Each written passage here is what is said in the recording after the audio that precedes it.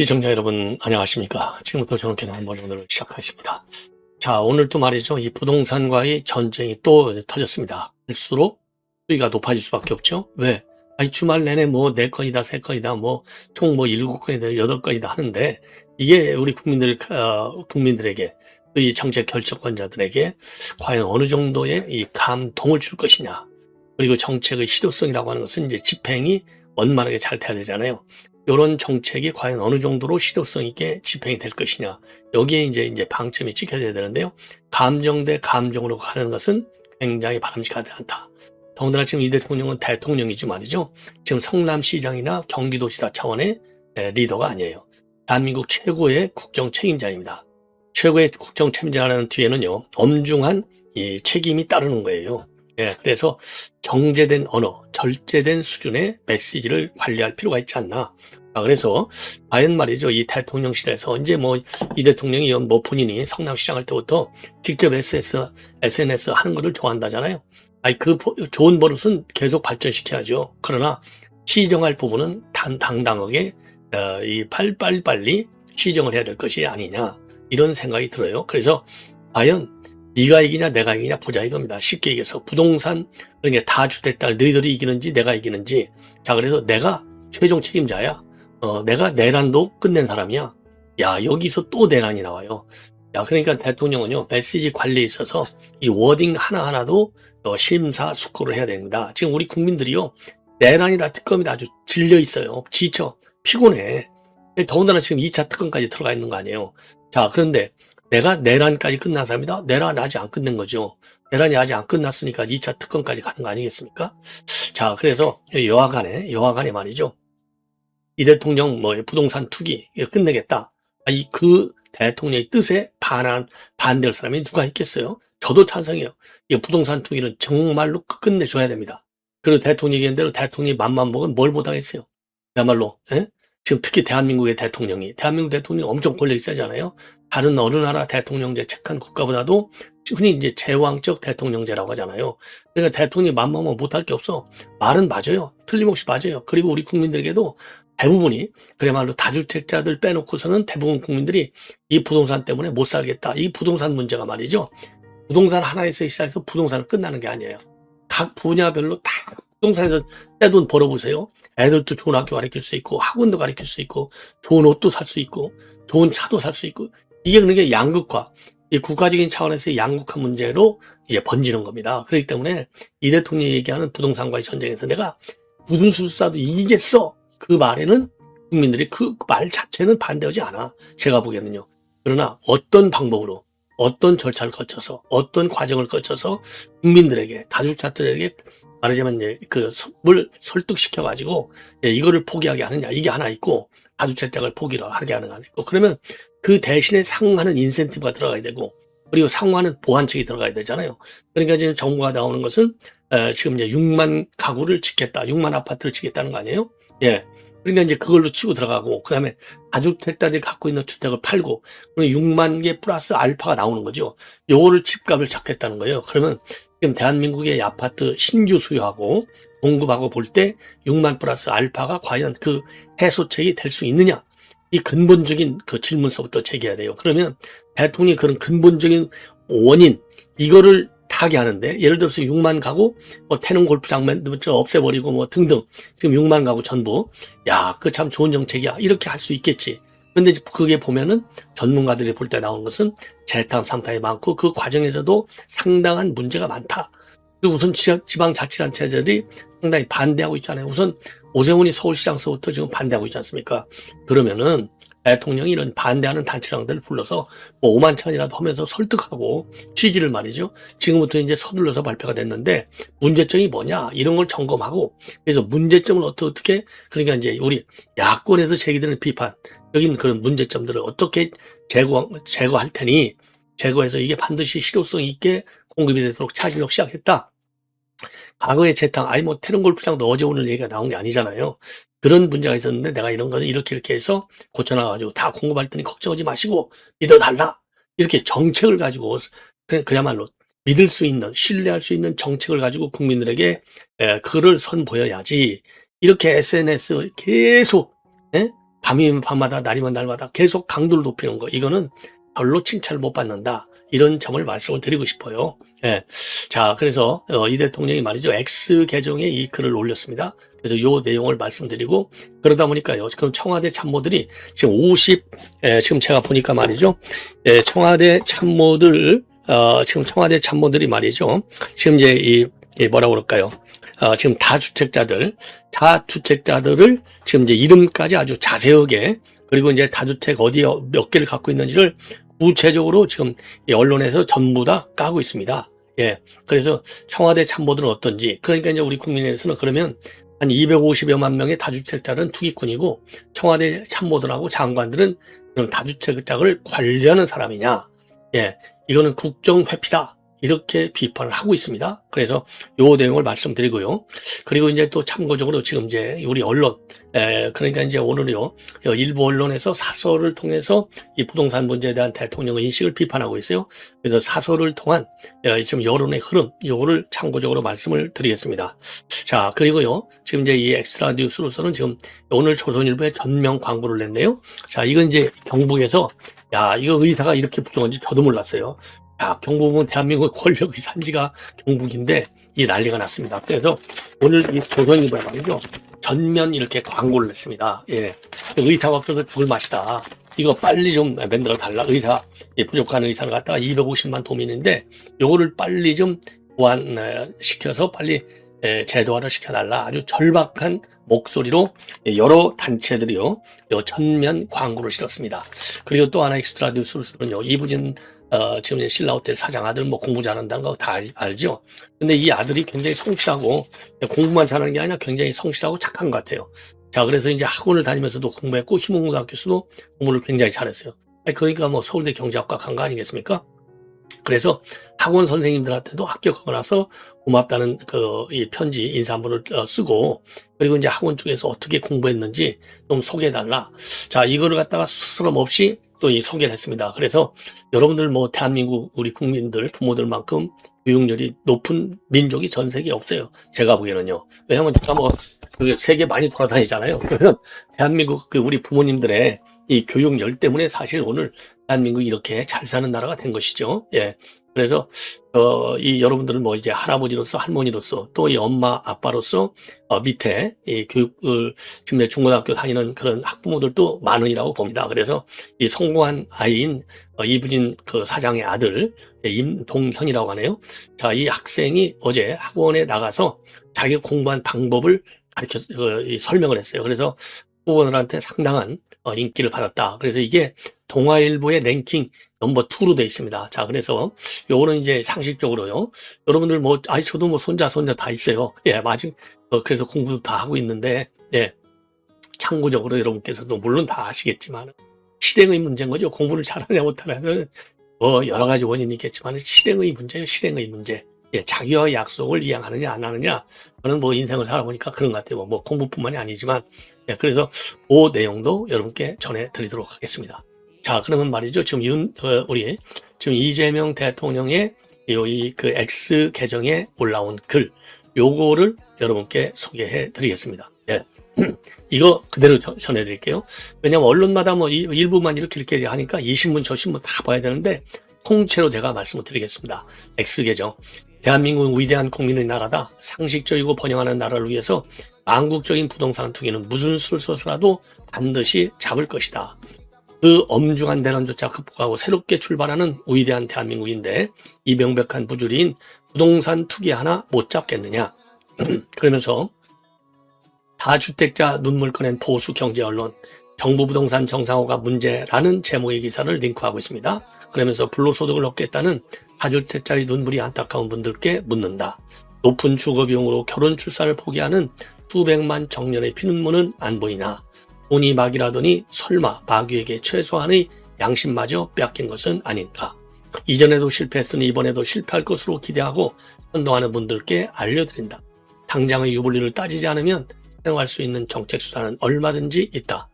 이전에는 부동산이 유일한 투자 수단이었지만 이제는 대체 수단이 생겼다. 객관적인 상황이 과거와 완전히 다르다. 이게 대체 수단이 뭡니까? 주식시장이 되는 거예요. 지금 현 정부는요, 부동산을 때려잡아서 어떻게 해서라도 증시를 띄운다. 이렇게 해서 지금 왜냐면 5,000피를 간 거 아니에요. 이게 이제 통상적인 인식의 틀 아니겠습니까? 우리 국민들이. 자, 그러니까 이제 김용범이도 나와서 패러다임이 변화하고 있는 게 아니라 이미 변화가 됐다. 이게 변화가 뭐예요? 주식시장 5,000피 넘어갔다는 겁니다. 그러니까 어제는 매도 사이드카, 오늘은 매수 사이드카. 이게 대한민국의 증시시장의 현실이에요. 예. 자, 이거를 강조하는 거예요. 대체 수단이라는 게. 국민도 변했다. 왜냐하면 주식시장이 무너지면요. 제가 보기에는 문재인 때 부동산 무너져갖고 정권 교체보다도 더 엄중한 후폭풍이 생겨납니다. 이거 정권이 감당하기 어려워요. 예. 왜냐하면 지금 서학개미만 하더라도 1,420만이다 뭐 몇 명이다 하잖아요. 지금 뭐 빚내서 지금 주식시장에 투자한 액수가 무슨 뭐 어느 보도를 보니까 30조인가 뭐 얼마 40조 같은데요. 뭐 정확하게는 모르겠지만 하여튼 어느 언론에 30조라고 제가 본 것 같아요. 이거 어마어마합니다. 이거 30조. 과거에 부동산 투기할 때는 이게 가계부채가 위험하다. 여러 차례 경고가 나왔잖아요. 그만큼 부담보 대출 때문에. 그래갖고 집을 사니까. 근데 지금은 이제 빚을 빼가지고 어디로 가느냐? 전부 주식시장으로 가는 거예요. 물론 뭐 다 전부, 통계상으로 전부는 아니겠지만 전부 주식시장에 지금 주식에 다 불붙어 있잖아요. 그러니까 포모 현상이란 같이도 나타난다는 거 아니겠습니까? 예. 그래서 이제 국민도 변했다. 국민의식 조사에 따르면 과거에는 투자 수단으로 부동산이 압도적이었지만은 이제는 2위로 내려앉았다. 그러니까 이제 이 얘기는 결국 주식시장으로 상당 부분의 자금이 이동했다. 이 점을 명시적으로 주식을 얘기하지는 않았지만은 대체 수단과 그다음에 이제 2위로 내려앉았다. 이 얘기는 그럼 1위가 뭐예요? 이거 어린애도 다 알지. 당연히 주식시장이죠. 예. 왜냐하면 대통령이 주식시장 이렇게 얘기하는 거하고 그냥 저렇게 공간으로 놓아두는 것은 상당한 차이가 있어요. 뉘앙스에. 예. 그러니까 이제 대통령도 주식시장 이거 잘못 정하면 큰일 난다. 아는 거예요. 마지막으로 국민이 선출한, 그런데 그럼에도 불구하고, 정책 시작까지 나와서 아주 증시 딱 얘기했는데 다 알죠. 예. 그래서 이제 마지막으로 국민이 선출한 권력이 달라졌다. 저는 공약 이행률 평균 95%를 기록하는 등 당선이 절박한 후보 시절의 한 약속조차도 반드시 지키려고 노력했다. 이제 대한민국 최종 권한을 가진 대통령으로서 빈말할 이유가 없다. 여기서도 말이죠. 공약률이 높은 게 꼭 선정을 하는 거냐. 이거는 별도의 문제라고 저는 봅니다. 왜냐? 정보가 없을 때 만들었던 공약하고 안에 들어와서 살림을 싹 다 까봤을 때의 공약 이행하고 뭐가 더 좋느냐? 국가 이익을 위해서. 그야말로 실용적인 측면에서 현 정부가 좋아하는 이거는 별도의 문제예요. 그래서 공약 이익률이 높다? 95%?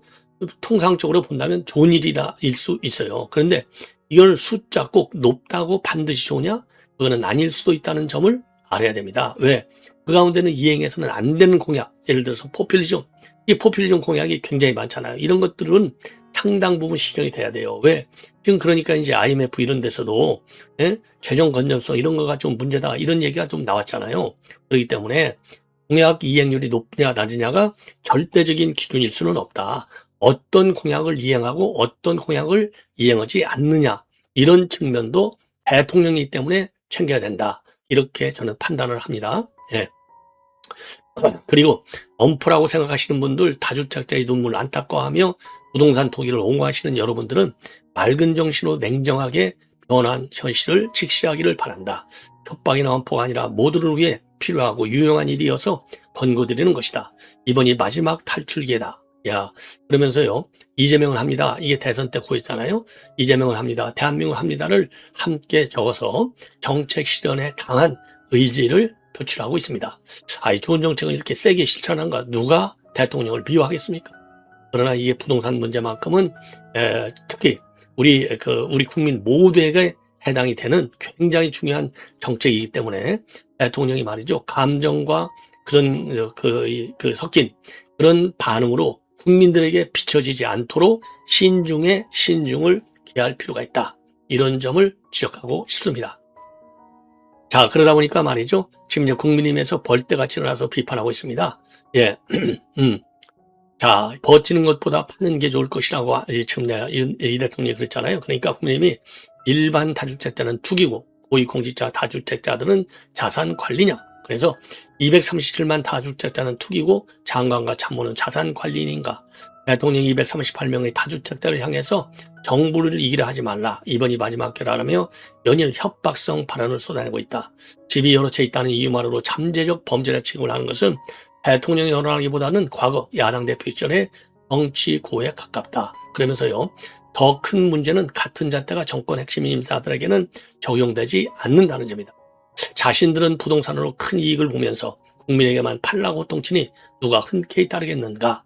참고적으로요. 청와대 비서관급 이상이 56명 중에서 12명이 2주택 이상을 가진 자라고 합니다. 제일 많이 가지고 있는 사람이 김상호 보도지원 비서관이라고 합니다. 예. 그래서 요거는 제가 별도로, 자, 그래서 주진우, 그 다음에 이제 이준석, 많은 비판이 지금 쇄도하고 있어요.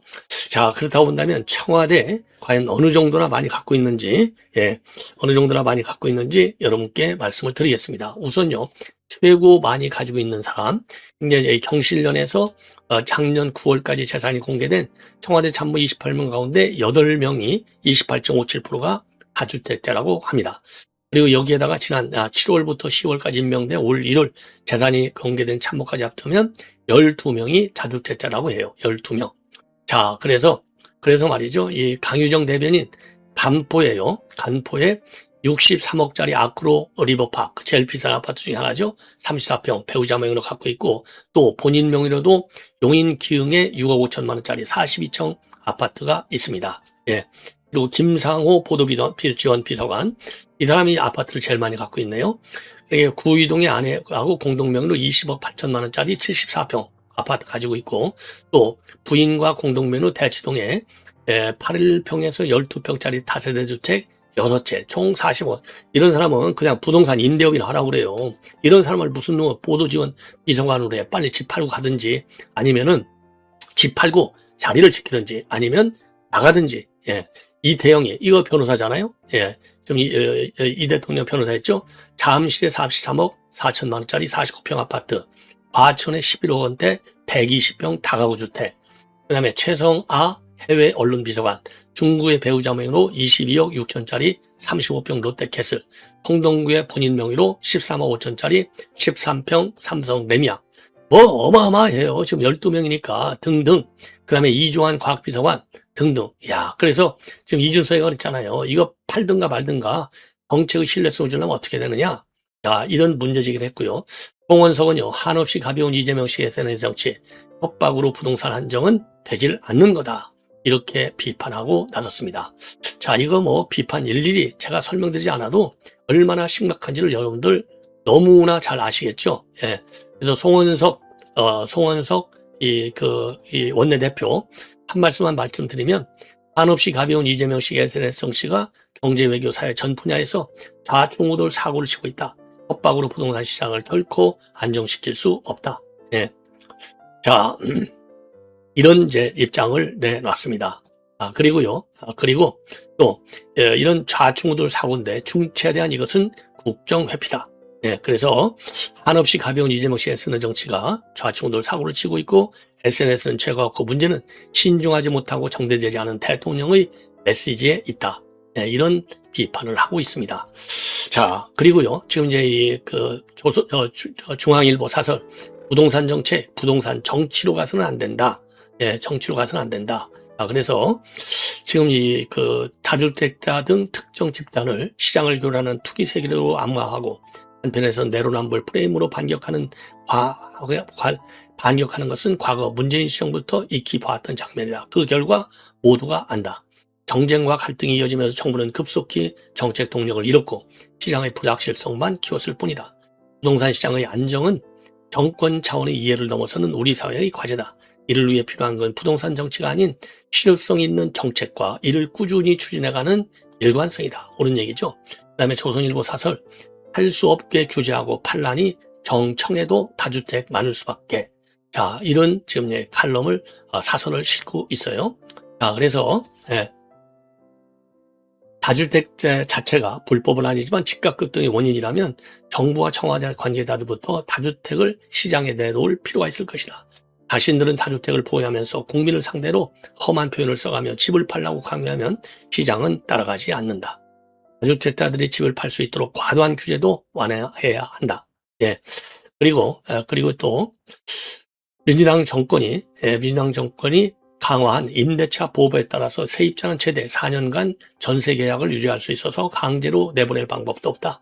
집을 팔려야 팔 수 없게 만든 것이다. 이 규제는 그대로 놔두면서 다주택자에게 집을 무조건 처벌하고 하면 될 일이 아니다. 정부는 환율 상승의 원인 중 하나로 미국 주식에 투자하는 서학개미를 지목하면서 이들을 국내 증시로 끌어들이기 위한 정책을 내놓고 있다. 그러나 정부와 청와대 고위직 중 상당수가 해외 주식에 투자하고 있는 사실도 드러났다. 고위공직자들이 정책은 이 방향으로 내놓고 자신들은 저 방향으로 간다면 시장의 정책을 신뢰할 수 없다. 대통령도 다주택자를 압박만 할 것이 아니라 집을 팔 수 있게 규제를 바꿔주고 팔라고 해야 한다. 그 다음에 문화일보 사설입니다. 대통령의 강한 말보다 정책 실효성이 국민의 신뢰를 키운다. 예. 자, 당연히 옳은 얘기죠. 예. 그래서 대통령의 메시지가 힘을 갖는 것은 시장을 겁박할 때가 아니라 정부 정책을 믿어야 이익이라는 신뢰를 시장에 줄 때이다. 집값을 잡아야 하지만 시장 친화적인 정책이 필요한 이유다. 자, 이렇게 돼 있고요. 자, 그러면 말이죠. 지금부터는요. TK 지역에서 병원이 없어갖고 의사가 없어서 정말 생명이 잃어가는 이 정말 그 슬픈 이 현실, 요거를 지금 그 광고를 통해서 게재를 하고 있습니다. 광고를 통해서. 예, 그래서 요 내용을 여러분께 말씀을 드리도록 하겠습니다. 그러면요, 우선요, 지금 이게 아까도 말씀드린 대로 조선일보 맨 마지막 면에 전면 광고로 됐어요. 존경하는 이 대통령님께 딱 해서 요거를 실은 이 단체들은요, 경상북도 국립의과대학 설립, 범시도민 추진단, 국립의대 유치, 경북북부 범종교단체, 그 다음에 먹사니즘 경북 네트워크, 그 다음에는 한국사이치클럽 경상북도 본부, 그 다음에 성균관 유도회 경북 본부, 그리고 안동시, 그 다음에 국립경북대학교, 옛날 국립안동대학교였나 보죠. 요런 단체들이 이렇게 전면 광고를 통해서 지금 의과대학의 설치, 의사수 늘려주는 거, 이거를 강력히 요구하고 있어요. 그래서 이제 제목은 존경하는 이재명 대통령님께로 되어 있어서 250만 경북동민의 아주 간절한 이 외침이다. 그래서 잠시 귀를 기울여달라. 그러면서 대통령님, 지금 경북의료 현실은 부족함을 넘어 생존의 위협 그 자체이다. 아이의 첫 울음소리가 어머니와의 마지막 인사가 되는 일이 반복돼서는 안 된다. 이곳에서 골든타임은 기적이라 불리는 신화일 뿐이다. 육지 속의 섬 영향, 그리고 진짜 섬 울릉도의 비명을 들어달라. 자, 그래서 어디 사느냐가 얼마 사느냐를 결정하는 불평등을 끊어달라. 옳은 얘기죠. 그래서 요 대목은 좀 제가 디테일하게 말씀을 드리겠습니다. 전국 평균 대비 부족한 의사 수가 약 1,900명으로 전국 최다인 경북 인구 1,000명당 의사 수는 2022년 기준 전국 최하위인 1.39명이며 서울 3.47명의 절반에도 못 미친다. 상급 종합병원은 단 한 곳도 없고 병원은 의사를 못 구하는 어려움에 있다. 적절한 치료를 받았다면 살 수 있는 치료 가능 사망률이 전국 최고 수준이라는 처참한 통계는 도민들에게는 곧 사망선과 다름없다. 서울에 살았더라면 살 수 있었을까 하는 비통한 질문에 이제는 국가가 답해야 한다. 사람이 없다는 말보다 막막한 절병은 없습니다. 자, 그래서 무너져가는 지방의 근간을 다시 세우는 민생의 핵심이 바로 지금 이 아파도 뭐라 그럴까요? 경북에 국립공공의대를 설립하는 것이다. 이게 민생의 핵심이라는 거예요. 지역 정주의 핵심 요건은 바로 의료와 교육이기 때문이다. 그래서 대통령님, 더 이상의 비곡으로 눈물이 흐르지 않도록 결단해 주십시오. 예. 자, 그래서 경상북도 국립공공의대 신설은 우리 도민에게는 살려달라는 마지막 외침이다. 정치적 논리나 경제적 효율성을 넘어서 국민의 생명권이라고 하는 헌법적 가치를 지켜달라. 대통령의 결단만이 경북에 청년들이 거주하고 산모들이 안심하고 아이를 낳고 우리 부모님들이 골든타임 내에 치료받을 수 있는 세상을 만들 수 있다. 250만 경북동민의 생명과 존엄을 지켜달라는 간절한 염원을 담아서 대통령님의 결단을 다시 한번 간곡히 요청드립니다. 예, 지역 의대, 그러니까 이제 지금 병원을 만들어 달라는 건데요. 공공의대하고 이제 국립과 공공의대 설립, 경북도민들의 염원인 것 같습니다. 이것도 뭐 지방 균형 발전 측면에서 의료 부분의 지방 균형 발전 측면에서 검토를 해야 되겠죠. 마지막으로 이부진 그 사장의 아들 임동현 군이 바로 어제 대치동의 입시학원에서요 후배들한테 이 노하우 설명을 했다고 합니다. 수능을 어떻게 볼 것이냐, 그리고 스마트폰을 어떻게 단전할 것이냐, 어떻게 해야 공부를 잘하느냐, 요런 거를 좀 설명을 했다고 합니다. 자, 그래서 예비 고1 휘문고 내신 설명회, 여기 휘문고등학교 출신이니까요. 이걸 설명을 했다고 그래요. 자, 그래서 이제 직접 강연 자료까지 만들었고, 또 수학을 잘해가지고요. 또 공부한 걸 알려줬는데, 내신 시험마다 대략 2000문제씩 푼 연습량이 수학적 체력을 향상시켰다.